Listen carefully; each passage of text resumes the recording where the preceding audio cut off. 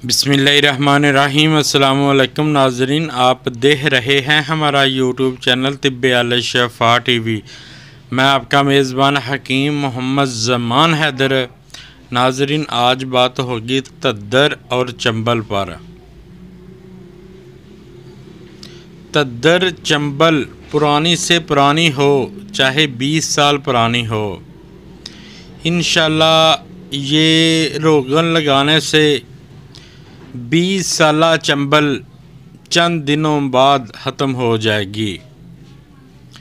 और थोड़ी देर ज़्यादा लगा लें, इसका नामो निशान ख़त्म हो जाए। वो नुस्खा बनाने में भी आसान है, लगाने में भी आसान है। तो नुस्खा मैं आपको बता देता हूँ। इसमें रोगन तारपीन लेना है 1 नंबर।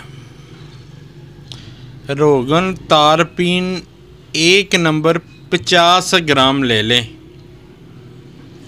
1 तोला कफूर ले लें।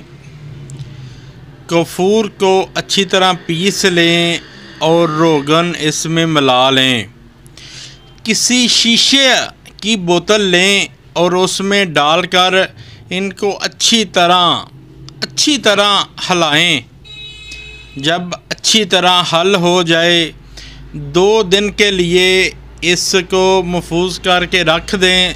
2 दिन बाद इस्तेमाल करें। इंशाअल्लाह मुतासरा हिस्से पर लगाएं तो अल्लाह ताला ज़रूर शफ़ा देगा। वीडियो को ज़्यादा से ज़्यादा शेयर किया करें। अस्सलामु अलैकुम।